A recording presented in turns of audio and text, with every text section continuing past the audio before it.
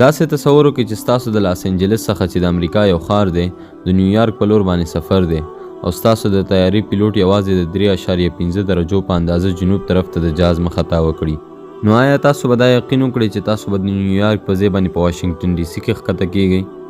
په لومړیو کې دا 3.5 درجې چې یوازې یو څو فوټه کیږي انسان ته ډیره کمه فاصله ښکاري او څه لوی تغییر ورته نه محسوسیږي، خو له ساعتونو مزل وروسته د جهاز ښکته کېدو په وخت کې ورته معلومیږي چې څومره لوی تغییر و.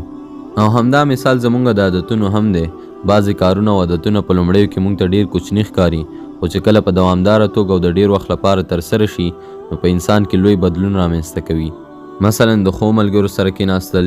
یا د بدو ملګرو سره نه کېناستل یا د ورځې یوازې یوه ښه او معلوماتي ویډیو لیدل چې دا ټول ظاهرا ډېر کوچني کارونه ښکاري، خو د وخت په تېرېدو سره مو کولی شي په ژوند کې لوی بدلون راولي.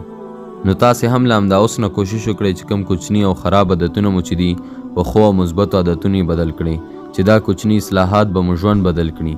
او د عبدالکلام صاحب دا خبره په یاد ولرئ چې تاسو خپله آینده نه شئ بدلوی، مګر تاسو خپل عادتونه بدلوی شئ او ستاسو عادتونه به ستاسو آینده بدله کړي.